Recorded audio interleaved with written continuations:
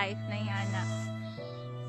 Labi na diri kay battling with homesickness, pero di ba? Kay layo sa pamilya, akong ginabuhat kay diri ko sa nature, na-enjoy na ko ang nature regardless of unsang season.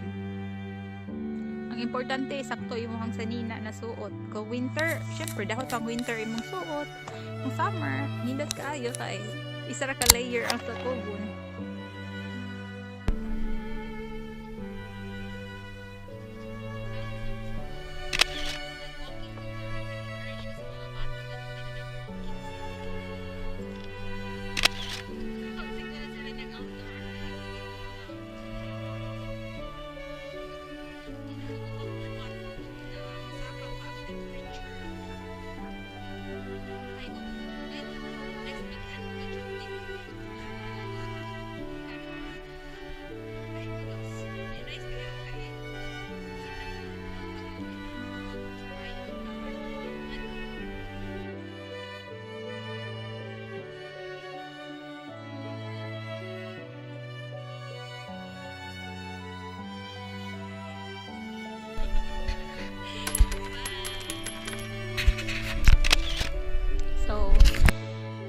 Na siya kung practical o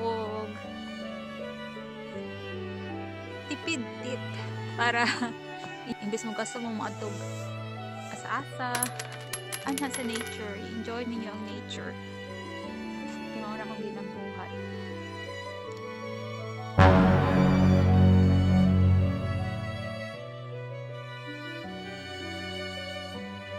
Dili man ko ingana sa ka-loner, muadis ko na most of the time ganahan ko na ako ra isa. Ganahan ko ganang silence.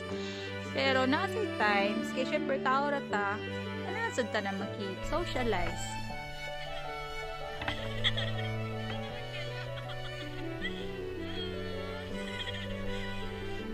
So ako sa ginagahinan og panahon kung off ko, off sila akong friends na mag-meet sad me.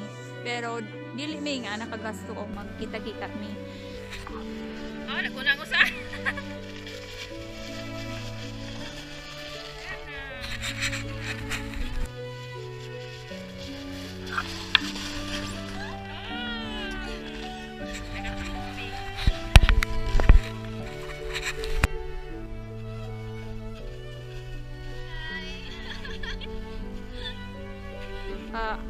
imbis mag-ato may mananaw og sini or mga on sa gawas, ang ginabuhat kay mag-potluck me, magdalag food, mag-meet me sa isa ka sa balay sa akong friend or ari sa akong place. Yan among ginabuhat na kuan simple lang kayo, magkanta-kanta, necessary sayo-sayaw na dili party-party ka nang zumba-zumba ka nang nagari sa YouTube gyapon. Yung makitaan na magzumba-zumba diha amo na sa runson-on. And wala magkanta-kanta, dili wala may magbuot kung yabag na karon sa cake. For fun raman, di ba? So mao na mong kinabuhat dili na kanang ato tag restaurant oy. Nagkaroon na nato tagsingan. Ma-enjoy gap na to ang company sa usab-usab. Ma-enjoy pa gani nato pa sa mananaw tagsini, di ba? Kaya ang attention ato man sa salida or as kung kuyog-kuyog mo, mag-interact na siya, interaction. So, nice kayo na siya na kuan, tipid tip na bonding with your friends. Panahon, nadili ta masigan sa nato pag gusto na maging banding sa mga friends.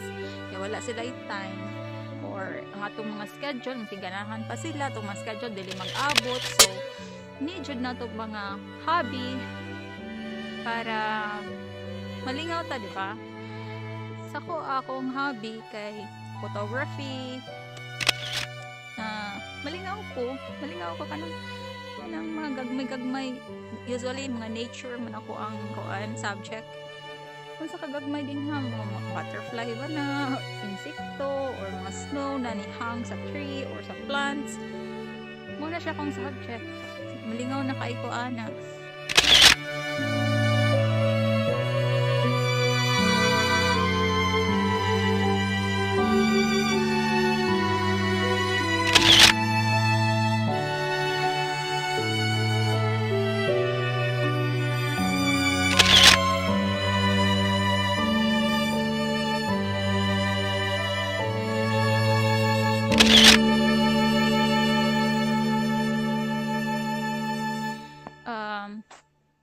Makaanak ko na practical pod siya kay imbes magpalit ko ka ng mga i-display sa bongbong, ang ako ang naka-display, ang ako ang mismong kuan kana ang produkto. Photos mo na akong giingon sa inyo hana tungod sa hilig na ako sa photography.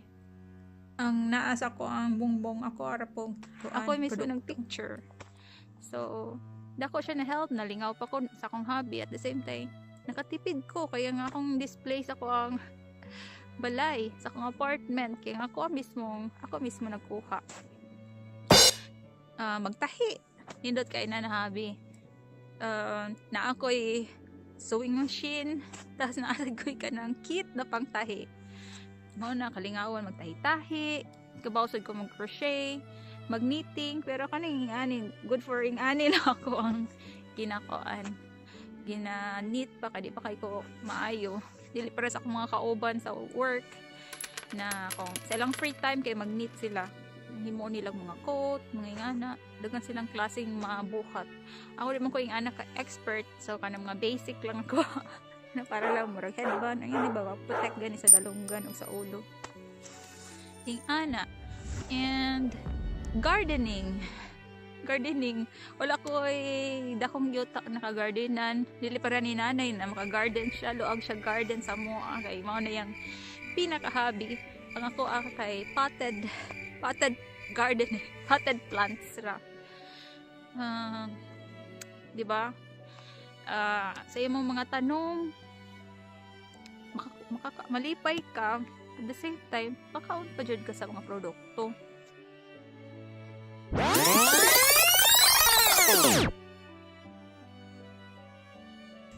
Dili ka nang lan na magasto ta para malipay ka. Mo na akong point.